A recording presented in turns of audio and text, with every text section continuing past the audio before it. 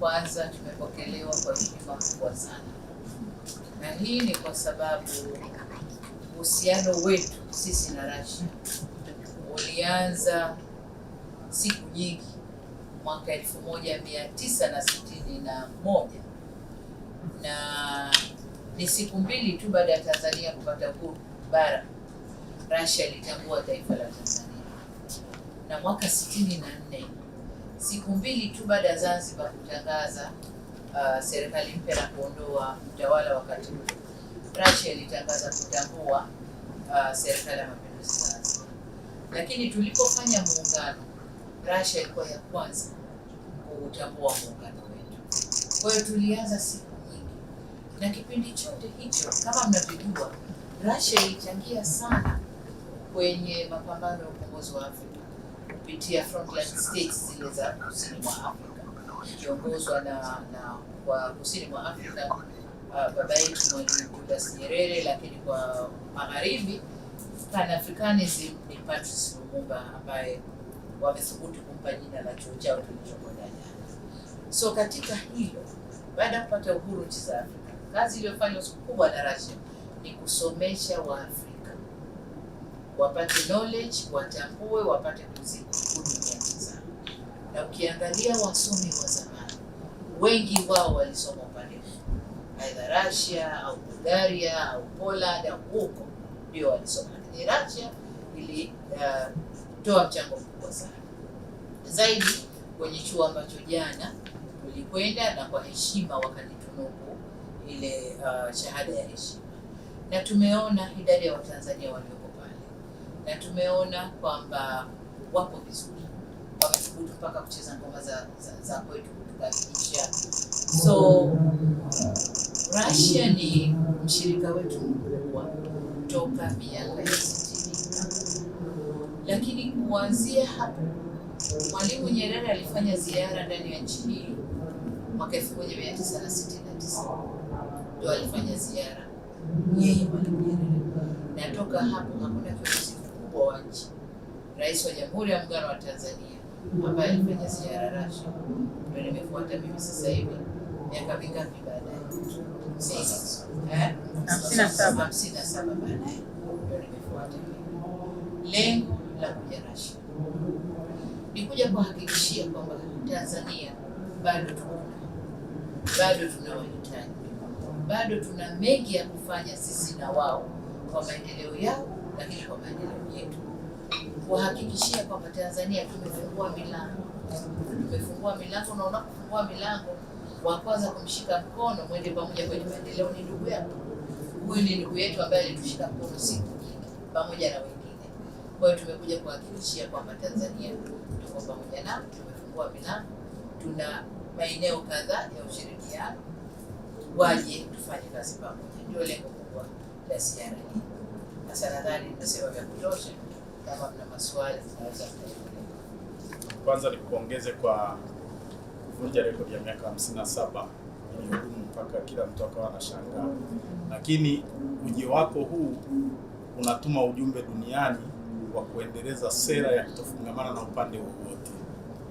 Baada ya kukutana na Rais Putin, umeonaje nafasi ya Tanzania katika kuendeleza hiyo sera ya kutofungamana na upande wowote, na wenzetu wa pande zote za dunia kutuelewa kwamba tunataka kujenga uchumi wa pamoja? Kama mnavyojua, Tanzania ndiyo tunafuata principle za kuto kufungamana na upande wowote, na kwa sisi kila anayetaka kufanya kazi na sisi tunafanya naye. Lakini pia tuna hili swala la diplomasia ya uchumi, na kwenye diplomasia ya uchumi, kila unapoona kuna fursa ya kukuza uchumi wako, hiyo fursa tunaitumia. Sasa tunaposema kuto kufungamana kwa upande wowote, pamoja na kwamba Russia muda mrefu hapakuwa na mambo yanayoendelea kutokana na sababu kadhaa, lakini tumekuwa tukifanya kazi na wengine. Tumefanya kazi China kwa mfano. China ni mshirika wetu mkubwa, sawa tu na Russia, lakini kipindi chote toka 60s China tumeshirikiana naye katika kujenga miundombinu ya usafiri na usafirishaji, miundombinu inayosukuma maendeleo Tanzania. Tumeshirikiana naye kwa kiasi. Tumwangalie India. India ni mshirika wetu mkubwa wa biashara, lakini pia tunapata fedha za uwekezaji kutoka India. Tukizungumzia Japani kwa mfano, Japani tumekuwa tukifanya naye toka miaka yote huko nyuma, tumeendelea naye na tumeingia naye kwenye sekta za elimu, kwenye sekta za uendezaji wa miji, sekta mbalimbali tumefanya na Japani. Tumchukue Europe.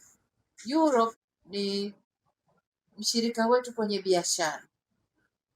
Europe anachukua sana mazao ya Tanzania, tuko naye kwenye biashara na sisi tunaagiza vitu vingi kutoka kwao. Lakini pia Europe ni source yetu ya kupata pesa za uwekezaji, tunafanya na Europe. Twende wapi? Marekani. Marekani pia ni mshirika wetu mkubwa sana. Wote mnajua kwamba nchi inayoongoza kwa kuleta watalii Tanzania ni Marekani. Marekani inaongoza, lakini pia tunafanya nao kwenye miradi tofauti. Kuna kampuni zipatazo 420 na karibu 500 za Kimarekani zipo Tanzania kwenye sekta zote, madini, utalii, kwenye sekta zote wapo, tunafanya nao. Lakini Marekani pia ni tuseme nini, ni mshirika mkubwa kwenye uwekezaji wa Tanzania. Tunazungumzia LNG. Tunapozungumzia LNG ni Europe na Marekani wako ndani. Tukizungumzia graphite kule Lindi na kwengineko ni Marekani. Tukizungumzia Kabanga inayopigwa kelele sasa hivi, tunamaliza mazungumzo, ni Marekani. Tuchukue mradi gani mwingine? Tuna miradi mikubwa ambayo Marekani tunafanya nayo. Ndio maana nikasema ni sosi yetu nzuri ya fedha za uwekezaji Marekani. Tunapokuja Russia na wenyewe kwa kipindi kirefu hapa hapakuwa na activities kwa sababu kadhaa. Kwanza kwamba mabadiliko ya siasa za dunia, lakini pili vikwazo wanavyowekewa Russia, lakini na sisi kwa upande wetu miaka ya 80, 70, mwisho 80 tuliingia kwenye adjustment program, structural adjustment programs ambazo zimesimamiwa na World Bank, na kwa wakati ule hatukuweza kufanya na watu wengine wowote isipokuwa wao. Kwa hiyo mpaka tumemaliza ile phase na tunaendelea nao mpaka leo. Kwa sasa hivi siasa za dunia na chumi za dunia zilivyobadilika, kama Tanzania sisi hatuchagui wa kufanya naye kazi, ila tunakusanya kila mtu anayeweza kufanya kazi na sisi aje tufanye naye kazi na sisi. Kwa tunaposema hatufungamani na upande wowote, mtaangalia wale super power za block zote wapo, tunafanya nao kazi. Wa Ulaya tunafanya nao kazi, wa Marekani tunafanya nao kazi, wa China wapo hapo, Warusi ndio tumekuja hivi, wengine tunafanya Asia tunafanya nao kazi, Japani, India tunafanya nao kazi. Singapore, nikirudi kesho kutwa kuna ziara, rais wa Singapore anakuja Tanzania. Hiyo ndio maana ya kwamba hatufungamani na upande wowote, hatuchagui, tunakusanya. Baada ya kutembelea Russia, ni fursa zipi ambazo umeziona kwa ajili ya vijana wa Kitanzania? Kwa ajili ya vijana wa Kitanzania, kama unavyojua population yetu ni 60% vijana, si? Kwa hiyo mambo yote tunayozungumza hapa kwa ajili ya vijana wa Tanzania. Tuna fursa kwenye kilimo. Kama mmesikia pale kwamba kwenye kilimo kuna fursa nyingi. Tayari wameingia kwenye kilimo chenyewe. Uzalishaji wa ndizi. Ndizi zina soko kubwa sana.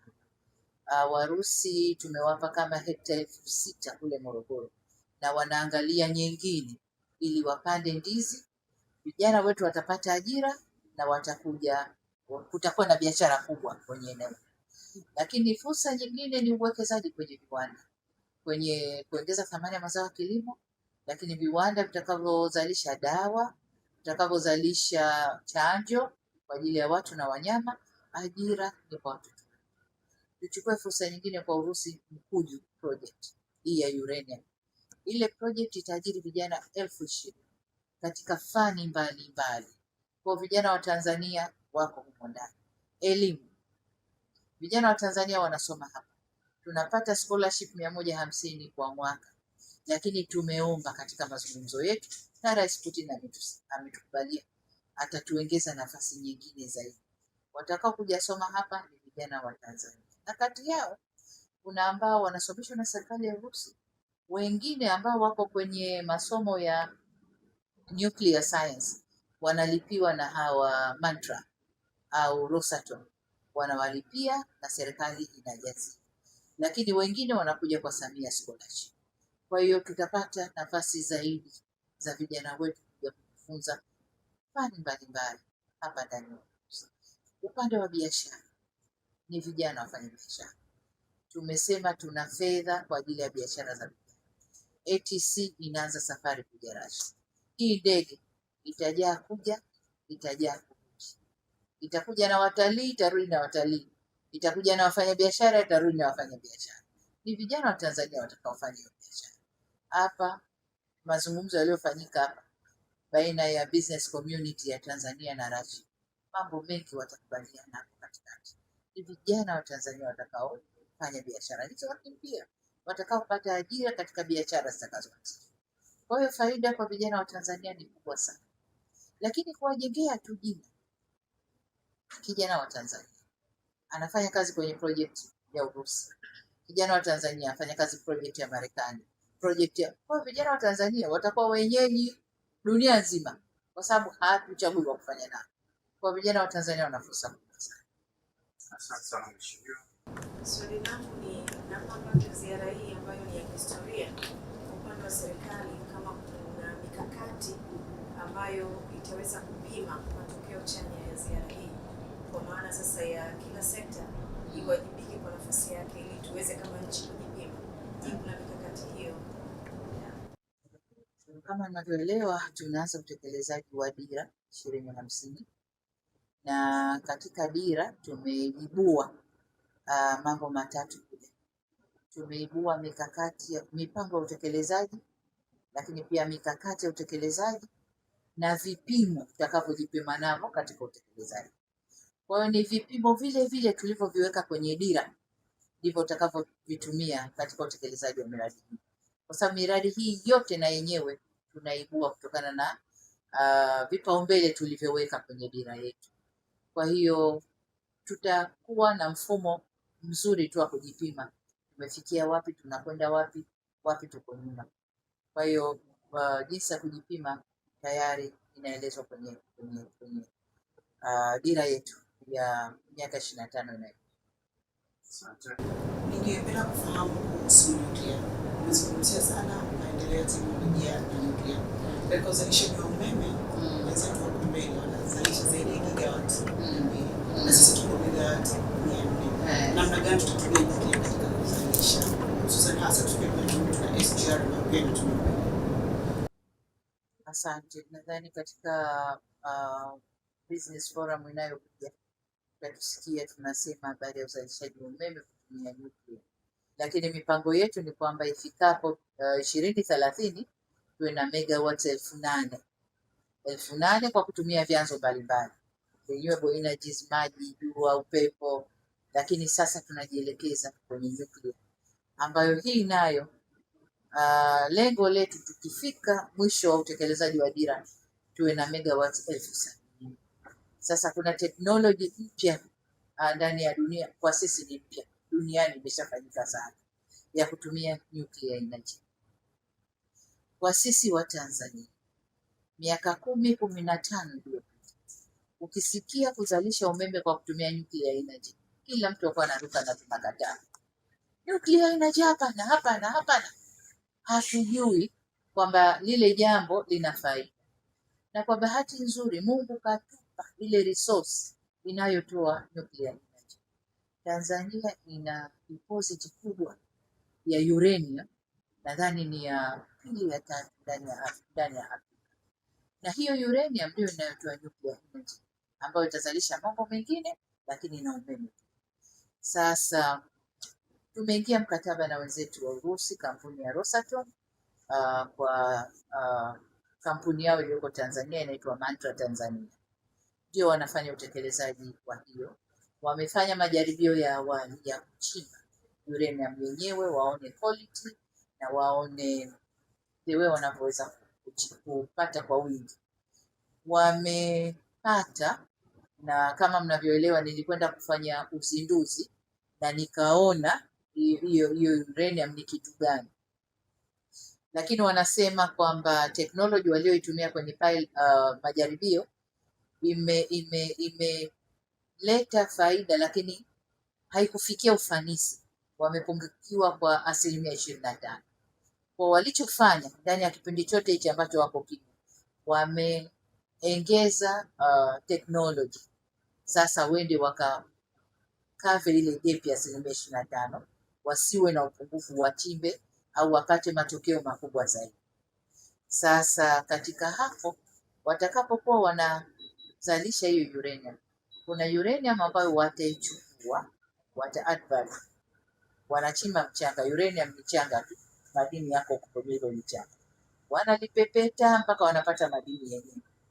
Yale madini mengine watasafirisha kwa matumizi yao, mengine watazalishia umeme pale. Na tumeanza mazungumzo, tunakwenda nao. Uzalishaji wa umeme wa nyuklia kuna masharti mengi ya ile taasisi ya ulimwengu ya atomic energy, nuclear atomic energy. Kwa hiyo inabidi mazungumzo yetu yafuate masharti yote mpaka tutakapokubaliana, ndipo sasa tutazungumzia kuingia kwenye mikataba ya uzalishaji. Na kwa wao wanasema ikifika mwaka 2029 kinu cha mwanzo cha uzalishaji umeme wa nyuklia itakuwa tayari. Kwa hiyo tunakwenda huko, lakini tuna kazi kubwa ya kuwafundisha Watanzania, kuwaeleza kwamba umeme huu hauna hatari. Umeme huu ni umeme kama mwingine, na unakwenda kutuongezea kwa kiasi kikubwa umeme wetu Tanzania, na kufanya Tanzania tunaposema ni epicenter ya biashara, basi iwe kweli epicenter ya biashara. Tutauza umeme, tutavutia uwekezaji, tutafanya mambo mengi kwa kuwa na umeme mwingi kiasi. Leo unahitimisha ziara yako ya kihistoria hapa Urusi. Naomba kufahamu unaondoka hapa ukiwa na kumbukumbu ipi kuelekea nyumbani? Kumbukumbu ya kwanza, heshima tuliopewa kama Tanzania. Nadhani wote mmeona mapokezi tuliopewa, lakini kubwa ni ile kwamba niseme ni kama tumekupatia. Njoni ndugu zetu, muda mrefu hatujaona, mlikuwa wapi? Mlipotelea wapi? Hebu njoni ndugu zetu. Hilo pia ni kumbukumbu. Lakini jengine ni utayari wa Warusi kufanya kazi na sisi. Kama tulivyosema, tumekuja kwa mazungumzo, lakini tayari mambo mengine yameanza kutekelezwa. Kuna miradi ambayo imeshaanza kutekelezwa. Kwa hiyo utayari wa Warusi. Lakini tumekuja na maombi makubwa ambayo yote yamepokelewa. Tumekuja na kuomba kuongezwa scholarship. Kadiwa imepata. Tumekuja na ushirikiano kwenye maeneo kadhaa, na kwa bahati sisi tulikuja na maeneo kama 7-8, na tukawakuta wenzetu wameshaisoma dira yetu na wameibua maeneo 9. Wanasema sisi tumeisoma dira yenu, tumeibua maeneo 9. Sisi tumekuja na 8. Kwa unaona kwamba lugha zetu zinafanana.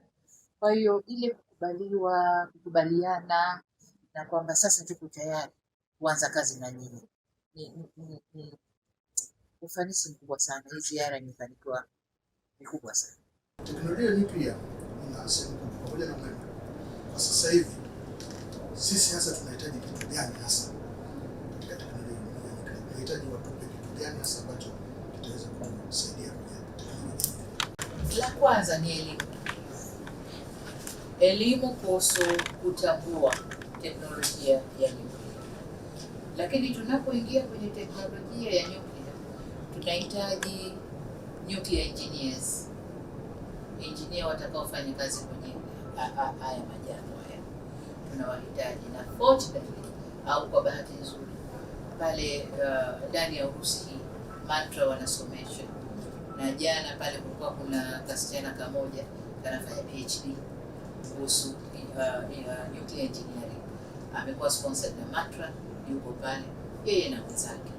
Kwa la kwanza elimu, kwanza kwa wananchi kujua vizuri, lakini la pili wataalamu wetu wa ndani kuifahamu vizuri, ili watakapofanya mambo yao wasije wakatuchenga na wakatudanganya. Kwa la pili hilo. La tatu ni products zinazotokana na hiyo nuclear. Na product kubwa hapa ni umeme. Ni umeme. Sasa kama kutakuwa kuna by products nyingine, tuta negotiate nini tunaweza kukubali na kuchukua kutoka kwao. Lakini kubwa, Tanzania tuna ile agency ya Atomic Energy ambayo kwa muda mrefu inafanya kazi lakini haiko active kama inavyofanya kazi sasa hivi. Kwa hiyo ushirikiano wa wizara huku inayoshughulikia na mambo ya nyuklia na ile agency yetu au wakala wetu wa Atomic Energy kule Arusha, sasa hivi ule wakala utakuwa na kazi kubwa kufanya na watasimamia vyema teknolojia ya nyuklia pale. Kuna wataalamu well trained lakini hawako na kazi kufanya. Naambiwa pale Nelson Mandela Arusha, wenzetu wa magharibi walitengeneza nuclear energy pale, somehow tukakosana, wakalifinika, liko pale limefinika. Sasa labda kwa sababu tuna uzoefu na sasa tunataka kuitumia, hawa wenzetu watakwenda kulitizama lilifinikwa lifikia hatua gani. Je, tunaweza tukalifufua wakalitumia tukatengeneza kitu cha maana. Lakini nuclear energy tunatumia hospitalini kwenye mionzi kwa wagonjwa wa kansa na magonjwa mbalimbali, tunatumia hospitali. Kwa hiyo kuna matumizi mengi ambayo tunaweza kutumia kwa nuclear energy, lakini cha muhimu umeme. Mheshimiwa Rais, kwa kipindi kirefu mataifa ya magharibi yamekuwa yakishirikiana sana na Tanzania na kufadhili bajeti kwa kiasi kikubwa. Na ujio wako hapa nchini Urusi na jinsi ambavyo umepokelewa, baadhi ya vyombo vya habari vya nje vinaripoti kama ni Tanzania kuanza mwanzo mpya wa kuchungulia kutaka kuhamia kwenye kushirikiana zaidi na mashariki kuliko magharibi, kutokana na masharti hapa na pale ambayo amekuwa akitoka magharibi. Inaonekana kama ni mwanzo mpya wa kutaka kuhamishia nguvu mashariki. Kauli yako ni nini kuhusu hili? Tunafanya kazi na kila mtu na mifano nimeitoa hapa. Sasa ni juu yenu waandishi wa habari kuweka ile mifano na kuchimba zaidi zile nchi nilizozitaja zina miradi gani Tanzania, zinafanya nini Tanzania. Zungumzeni na kituo cha uwekezaji Tanzania, wakupeni kwa kila nchi. Australia kwa mfano wana miradi mingi ya madini ndani ya Tanzania. Uingereza ukiangalia miradi yao ya madini hata peji 3 ziko pale. Ufaransa tunafanya nao mengi, lakini Ufaransa kwa sasa hivi tumeingia nao makubaliano kwenye Matei Plan, watakuja kutusupport Tanzania kwenye mambo kadhaa.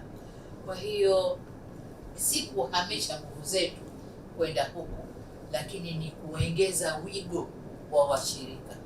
Hii ni sawa na kwamba nimeachana na huyu au tumetengana, nimekwenda kuzurura huko lakini ngawana narudi kwa mkuu mwenzangu.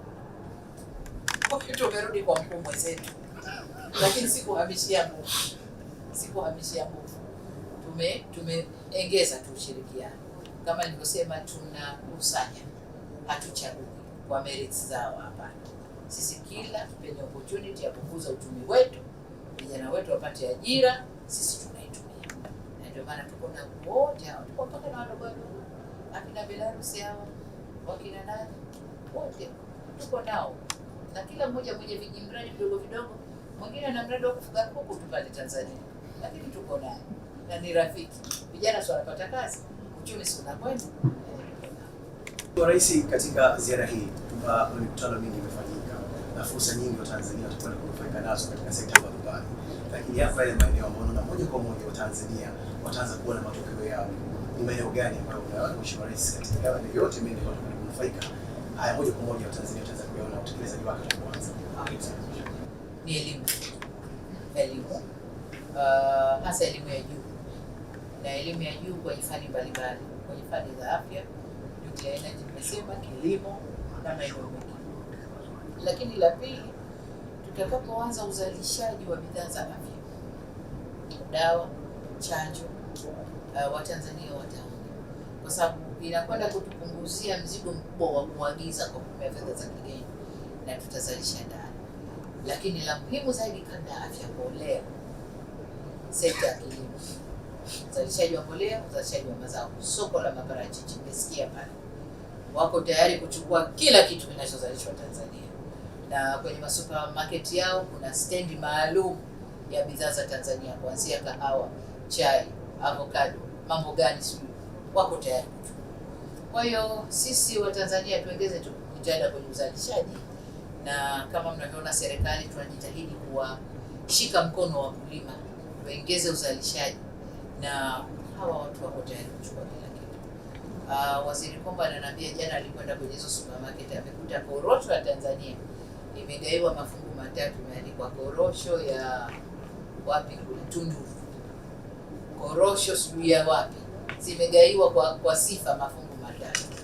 Kwa hiyo na wako tayari kuja Tanzania. Tuna industrial park ya kubambua korosho, washirikiane na sisi, waweke mashine zao, waajiri vijana wetu, to add value, waongeze thamani kwenye korosho, watoke pale na packages zao, hii korosho ya Tanzania lakini ya kampuni fulani ya Urusi. Kwa hiyo hizo ndio Watanzania watarajia, wataona haraka. Mheshimiwa Rais, Kiswahili umekuwa ukikipa uzito hali ya juu na kusukuma duniani, na katika chuo kile walichokupa shahada ya heshima jana, wameeleza namna gani wamekuwa wakitoa nafasi kwa wale wanaofanya vizuri kusomea Kiswahili. Ni kwa kiasi gani sasa Kiswahili chetu kitapata nafasi katika nchi hii ya Urusi au ukanda huu wa Mashariki? Asante. Jawabu ndio sana. Ukweli kwamba kile chuo kinafundisha Kiswahili, basi Kiswahili kimepata nafasi. Na jana nilikutana na mama mmoja, mwalimu wa Kiswahili, ni Mrusi, anaitwa Natalie, ambaye ndio anaandika vitabu vyote vinavyofundisha Kiswahili kwenye vyuo vya Kirusi, na alinipa kitabu kimoja jana mfano. Kwa hiyo lakini hata yule rais wa kile chuo cha Rudin University alikuwa ananiongelesha Kiswahili. Kwa Kiswahili kimeenea. Hata nilipokuwa nikitoka, waandishi wa habari na vikamera vyao, shikamoo mama, mama Samia shikamoo. Unajua kwamba Kiswahili kinaenea. Kwa Kiswahili kimepata nafasi. Pamoja na kwamba UNESCO ambayo iko Ufaransa ndio imekuza Kiswahili kukifanya lugha ya kimataifa, lakini sasa mataifa yanakichukua na kusomesha.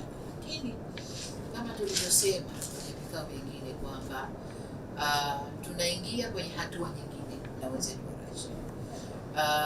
Utalii wa Urusi ni mkubwa mno, na wamesema kwamba tutakapoleta ndege ikianza Air Tanzania, Azur Air ikianza kuja Tanzania, wanahofu kwamba hoteli zetu hazitatosha. Kwa hiyo tumewapa na wameomba nafasi tuwape maeneo, wajenge mahoteli maeneo yapo. Serengeti kuna maeneo, Ngorongoro tunaweza tukapata maeneo wakajenga, Zanzibar tunaweza tukapata maeneo wakajenga, na maeneo mengine maeneo yapo. Sasa na sisi tumewahakikishia kwamba na sisi tutafundisha Kirusi ndani ya vyuo vyetu, na chuo kinachofundisha lugha ni UDOM. Kwa hiyo tulikuwa tunaongea na waziri wa elimu kwamba sasa UDOM ijitayarishe kufundisha Kirusi ndani ya chuo chake. Tukifundisha, uwekezaji wote huu Urusi waliojipanga kufanya Tanzania watapata watendakazi ambao lugha zinaelewana. Lakini jingine, vijana wa Kitanzania wakisoma na akitoka nje, kuna mfuko wao wa vijana unaowezesha kufanya biashara. Air Tanzania ipo. Ni rahisi Mtanzania kupanda Air Tanzania kuja hapa, akabishana na Mrusi, wewe akachukua vitu vyake akarudi, akaja akatuuzia. Kwa hiyo faida kubwa.